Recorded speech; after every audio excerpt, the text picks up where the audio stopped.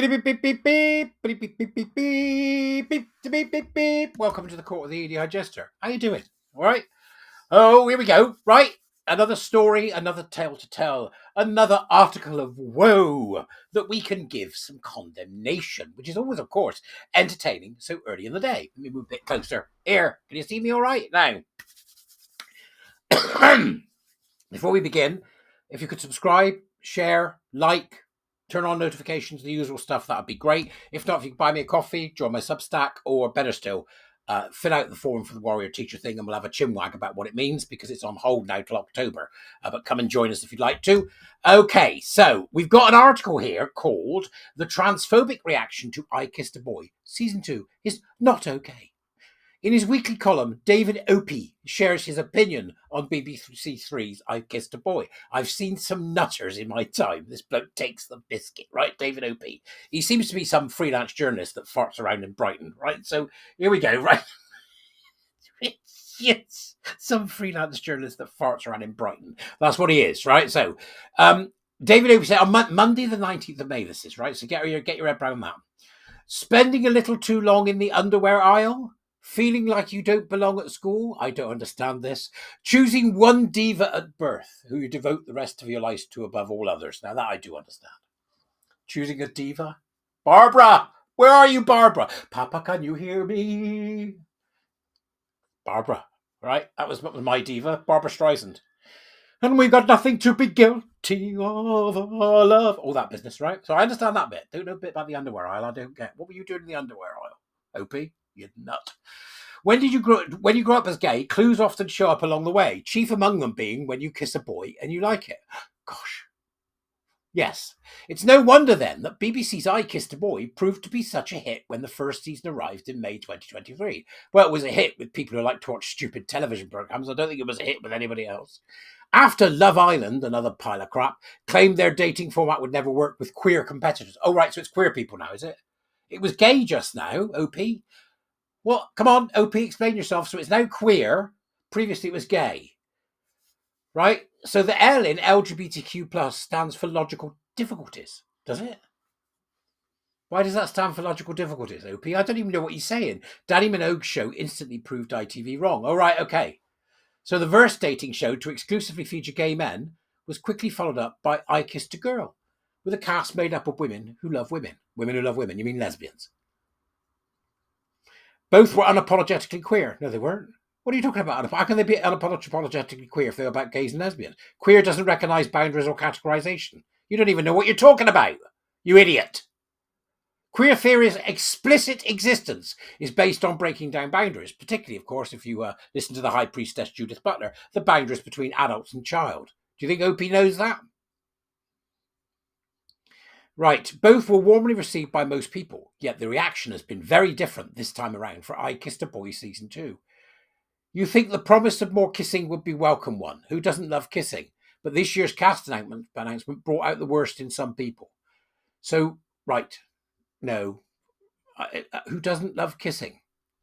Well, who doesn't love kissing? It's a nice thing, kissing, isn't it? I think. You'd think the promise of more kissing, it might be a welcome one, OP, wouldn't it? If it weren't for the fact that we had Mrs. Chop Suey in there, right? While some rightly criticised the lack of body diversity, oh, right, what, so you want some fat people in there so they could be ignored, did you? Or some bloke in his 50s with a beard. Is that what it was? Right, who are we going to put in? Right, let's go for the pretty blokes. Yeah, how about this muscly dude? Yeah, we'll have him. Now, this guy's 50. He's got halitosis and he's lost half his teeth. No. While some rightly criticised the lack of body diversity this time around, a surprise given how well season 1 did on that front, others were more mean-spirited. Oh, really? Who's mean-spirited, OP? Come on, enlighten us from your Brighton boudoir, where you've been, spending too much time in the underwear aisle. Viral viral tweets criticised their overall appearance because they were all Twinkie boys. Well, they weren't all Twinkie boys, were they? Some of them were desperate twunks. Viral tweets criticised their overall appearance whilst also honing in on the looks of specific contestants, right? So a bunch of lunatics, including one, mutilated woman, turn up on a television programme in which they're going to be made to be obscenely examined by everybody, and he's unhappy about it. It's great. It's almost like the TV show was put on so that he could sit by the sidelines and snipe. What's he doing? Who is he? I don't know. Why is he being like that? He's from Brighton. Big talk from anonymous accounts with more numbers than letters in their name, is what he's saying, except some of the tweets weren't just composed by faceless trolls and bots. Some were written by other gay men who clearly have nothing better to do than tear down their fellow gays. But see, the problem you've got there is that she ain't a fellow gay, is she? Oh, you know, Mrs. Potpourri. She's not, is she? Zipper tits? No, she's not, is she? No. It's one thing to hear baseless criticism from some people who are always going to hate on the show regardless of its actual merit. It has no merit. None whatsoever. It isn't an exercise in merit. It's an exercise in equity. And you are thick. But to see gays join in on the fun and tear down their own community, it's nothing to do with me. If this is the queer community, as you like to call it, then the L doesn't mean the L, the G doesn't mean the G, does it? The B just fits in because it means everything. Yep. But the rest, the TQ plus, is what you're really interested in. And that just means it can be anyone. He says, but to see the gays joining on the fun and tear down their own community is more disappointing than the end of White Lotus season 3 and more nasty anything Greg had cooked up for Belinda. So in other words, he's not happy once people point out, yeah, that trans is a lie. Obviously, I'm not going to share any of these comments verbatim or embed the post for that matter either. God forbid. You might be open to scrutiny at that point, mightn't you? You daft sod, David. They've already received way too much attention as it is. They're getting a bit more now, aren't they? Because I'm talking about you with your ridiculous article. And that's especially true for the ugliest comments that were reserved for one contestant in particular. What you mean, the absolutely deranged predatorial woman pretending to be a gay man. Ahead of season 2, it was revealed that a gay trans man named Lars had been cast in the show. You mean a woman? A surgically altered, psychologically insane woman called Mars had been cast in the show. This is who I call Mrs. Potpourri, you know? Mrs. Potato Head. His inclusion, her inclusion, mate, is groundbreaking in just about every possible way. No, it's not. Her inclusion is homophobic in every possible way, going right back as far as the 70s. Understand, David? The announcement was received formally by people who have something in their chest that doctors often refer to as a heart. Yeah, they might have a heart in their chest, David, but they haven't got a brain in their head, kid. Rather like you. Yet in the wake of the Supreme Court's recent ruling on trans rights, it wasn't a ruling on trans rights, it was a ruling on women's rights, and it was a clarification, not a ruling, and the clarification stated what we've all known all along. Men are women, and men are men, and women are women. That's it. There's no trans. So cut it out, right? It seems that those who are lacking said organ are more emboldened. That's ironic, isn't it? There's only one person that's lacking an organ, mate. Right. Said organ are more emboldened than ever to speak out against trans people to speak out against sex frauds for simply defrauding. Yes, that's right, we do. We speak out against sex frauds, cross-dressers, gusset fumblers, women who think they're men, any other lunatic who just thinks that they're, what they are when they're not. They're just lying. Let alone doing so on telly. Well, we speak out against these people on telly as well.